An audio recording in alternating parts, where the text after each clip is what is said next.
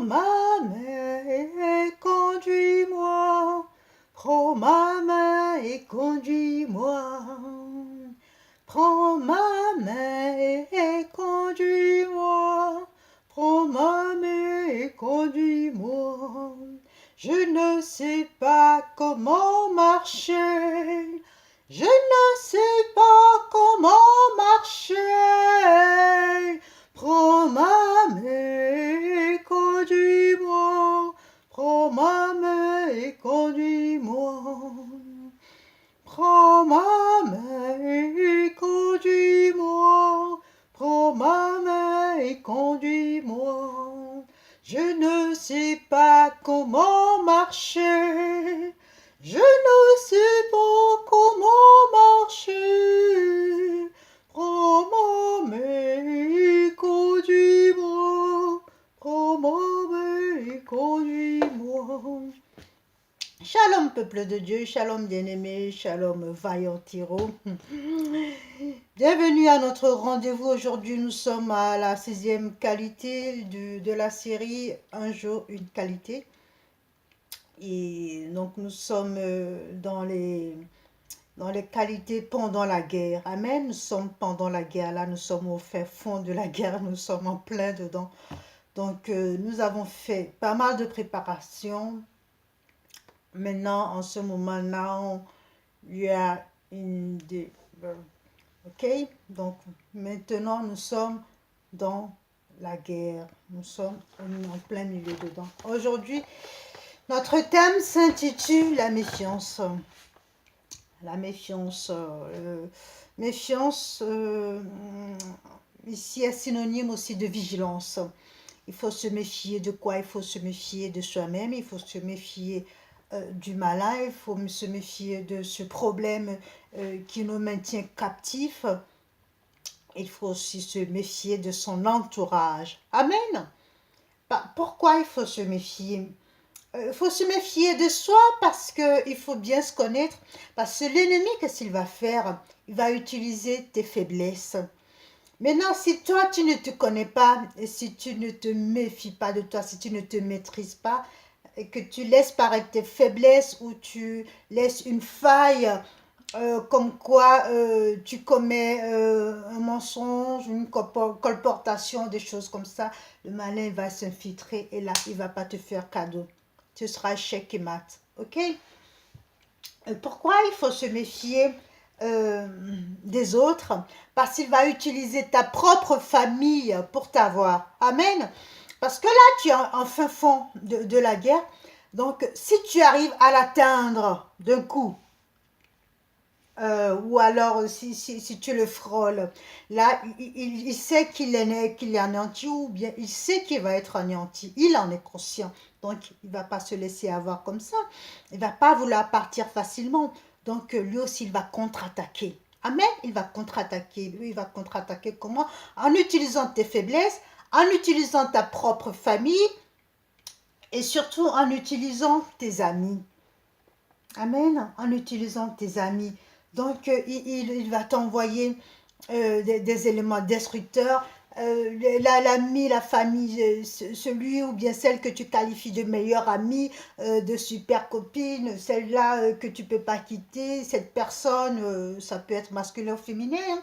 Tout d'un coup, cette personne va devenir hautain, agressif et tu ne vas rien comprendre. C'est parce que l'ennemi est en train de l'utiliser. Amen. Et s'il s'agit de tes faiblesses, si c'est contre tes mauvaises habitudes que tu es en train de combattre, bien-aimé, dis-toi bien qu'il va arriver un moment où ils vont te faire un front. Ils vont dire non, non, non, maintenant nous on ne veut pas partir. Toi, tu veux bien, tu leur as dit ok, vous pouvez partir comme on l'a vu hier. Mais au début, ils vont freiner, mais après, ils vont un petit peu reculer, ils vont réavancer. Parce que c'est des habitudes qui ont été ancrées dans toi depuis des années, que toi tu as acceptées. Donc, quand tu dis non, il faut que tu sois ferme, bien-aimé. La méfiance, ça veut dire aussi être ferme dans certaines choses. Il faut se méfier de soi, c'est-à-dire il faut aussi se faire violence.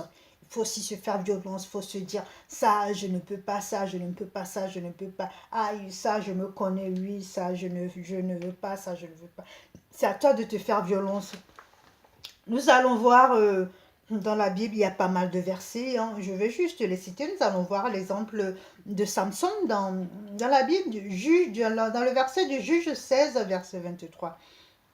Le malin, il a utilisé Dalila contre Samson. Okay? Dalila, c'est cette femme qui a tous les atouts pour plaire, évidemment, et qui a séduit Samson, et Samson est tombé dans ses filets. Donc Samson a donné le secret de son pouvoir. Il a livré le secret de son pouvoir qui a été sa chute. Amen. Pourquoi? Parce que cette femme, elle a été utilisée par le malin. Elle a été utilisée par le malin. C'est pas elle-même qui s'est levée, qui s'est dit, bon ben voilà, cet homme, bon, je veux sa chute, je veux son pouvoir. Non, c'est le malin qui l'a utilisé. Et il s'est fait avoir. Pourquoi? Parce qu'il ne s'est pas méfié. Samson, il ne s'est pas méfié, il ne s'est pas méfié de Dalila, il ne s'est pas méfié de lui-même. Il aurait pu se méfier de lui-même, de sa langue, de son comportement. Là, il n'aurait pas dévoilé le secret. Alléluia. Donc, il s'est laissé aller, il n'y a pas eu de vigilance. À n'importe quel côté, il y a eu de vigilance. Donc, il s'est fait avoir par cette femme qu'il aime, c'est cette femme qu'il apprécie. Il a dévoilé son secret, il pensait bien faire. Et non, eh bien, le malin était là. Bien aimé, le malin, il est très subtil. C'est comme ça il arrive à nous avoir. Il est très subtil. Donc, à tous les coups, il va vouloir s'insérer. Surtout quand il voit que tu es en train de gagner la bataille. Là, il n'est pas content. Parce que tu es en train d'envoyer du feu dans son royaume. Tu es en train de dépouiller son royaume. Là, il ne va pas te faire cadeau. Il ne va pas t'applaudir. Mets-toi bien ça dans la tête. Okay? À ce stade de la bataille, à ce stade de la guerre, dis-toi bien qu'il ne va pas te faire cadeau. Donc, il va arriver un moment où il va te dire, oh, là, c'est très bien beau, mais je vais t'envoyer des missiles, parce que toi, tu vas envoyer des bazookas, lui aussi, il va t'envoyer des missiles. Mais ce ne sera pas un étranger, ce ne sera pas quelqu'un d'autre, ce sera ta propre famille. Alléluia.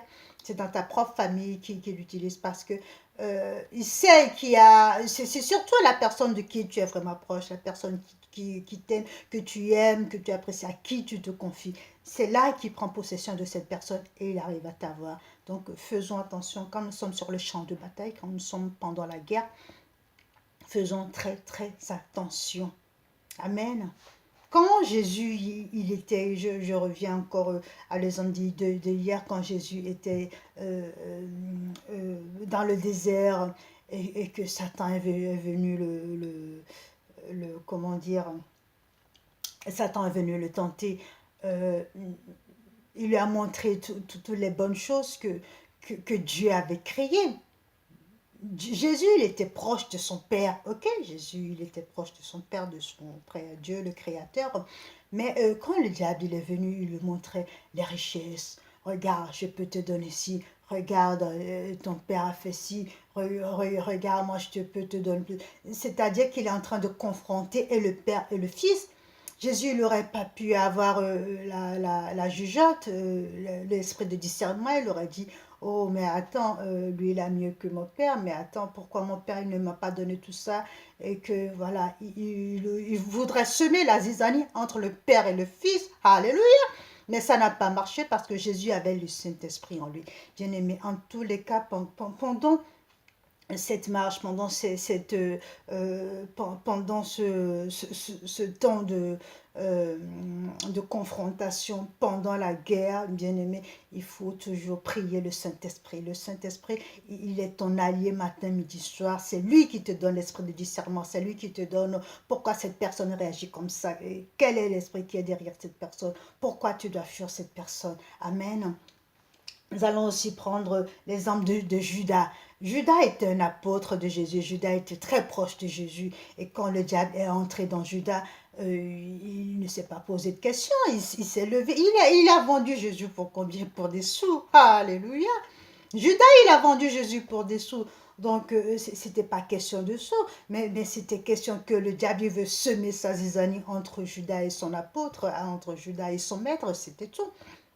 il voulait semer sa zizanie. Vous verrez ça dans Matthieu 26, verset 14. Donc là aussi, la Bible nous appelle encore à la vigilance, à la méfiance. Il choisira ton allié, celui de qui tu es plus proche, pour t'abattre, pour t'avoir, pour te mettre le coup de poignard. C'est pour ça nous devons sonder, nous devons scruter à chaque fois ceux qui nous entourent pendant la guerre, et même ceux qui viennent se frotter à nous pour faire semblant, je suis ton ami, je suis ta meilleure amie, je suis ta meilleure copine. Faut se méfier parce que il y a anguille sous roche. Et c'est pour ça nous devons toujours demander l'esprit de discernement. Nous avons aussi l'exemple dans Genèse 25, versets 29 à 34, l'exemple de Jacob et d'Ésaïe. Jacob a volé la bénédiction d'Ésaïe. Jacob a volé le droit d'Ésaü parce que le malin, il est encore passé par là. Jacob et Ésaü, c'est deux frères jumeaux. Il est encore passé par là. Il veut les casser, il veut les séparer. Il a utilisé la mère, il a utilisé le frère et il a partagé la famille. Bien-aimés, soyons vraiment très vigilants et demandons à chaque fois l'esprit de discernement parce que lui, il est là, il ne te fera pas cadeau. Lui, il est là pour te taper, lui, il est là pour te cogner. Alléluia. Euh, il y a une chanson, bon, je vais chanter dans ma langue maternelle, je vais vous l'interpréter après. Chonam, chonam, chonunyanam. Chonam, chonam, chonunyanam. Chonunyanam, matsoklonie duka. Chonunyanam, matsoklonie duka. Chonunyanam, fofomenye devi. Nunyame la signo yata chonunyanam. Tanunyanam fofomenye devi. Nunyame la signo yata tonunyanam. Tonam, tonam, tonunyanam. Tonam, tonam, tonunyanam.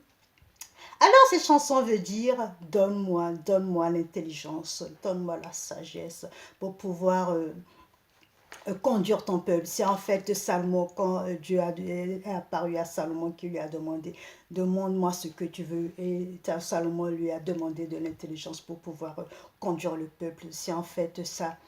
Donne-moi la sagesse. Bien aimé cette chanson. Bon, vous pouvez le traduire, vous pouvez le chanter comme vous voulez, mais ça doit être notre chant de guerre tous les matins. Donne-moi de l'intelligence, donne-moi la sagesse, donne-moi l'esprit de discernement, Père, pour pouvoir avancer, pour pouvoir avoir les armes, les ruses pour abattre cet ennemi. Donne-moi l'esprit de discernement, donne-moi la sagesse, donne-moi l'intelligence. Ça doit être notre chant de bataille, ça doit être notre chant de guerre. Tous les matins, nous devrons chanter ça afin de pouvoir avancer. Merci pour ton écoute. Ferme les yeux un instant, nous allons prier. Père éternel, Dieu de gloire, Dieu de miséricorde, Dieu de toute magnificence, nous te remercions infiniment pour ta présence dans ce lieu. Merci encore pour ce rendez-vous que tu as honoré. Et merci encore pour cette lumière que tu viens de mettre sur cette parole, sur ce mot de méfiance, ce mot de vigilance que nous comprenons à tort et à travers que nous avons aussi du mal à interpréter, à vivre. Merci Père de nous donner la sagesse, comme tu as donné à Salomon, l'intelligence, comme tu as donné à Salomon, l'esprit de discernement, afin que nous puissions contourner les ruses du malin et afin de pouvoir l'abattre. Oui Père, c'est toi qui donnes les armes, c'est toi qui donnes les moyens de l'abattre. Nous sommes à toi, nous sommes totalement à toi. Père, viens prendre possession de nos corps et viens nous utiliser puissamment afin que nous obtenions la victoire. Gloire, louange, honneur à toi. Bien-aimé, merci infiniment pour ta présence et n'oublie surtout pas, garde the smile. Amen.